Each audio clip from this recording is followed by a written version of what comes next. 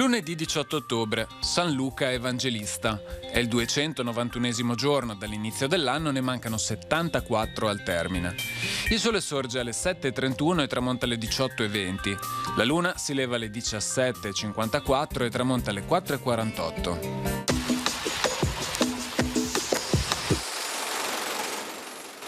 Molte erano le paludi che nel riflusso dell'acqua rimanevano scoperte. Vedendo il Senato il grave danno che ciò portava al sistema lagunare, ordina la distruzione delle suddette paludi. Nel 1568 verrà anche istituita una tassa sulle eredità per andare incontro alle spese necessarie a tali incombenze.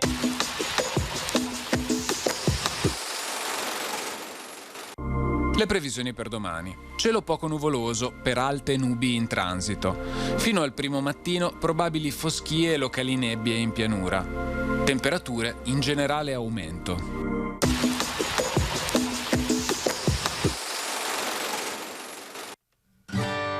Somma Campagna, il paese situato sulle colline moreniche a sud del lago di Garda. Domina la pianura circostante e grazie alla sua posizione è stato luogo di costruzioni militari e di ville patrizie con parchi secolari. Fanno parte del comune anche le frazioni di Caselle e Custozza.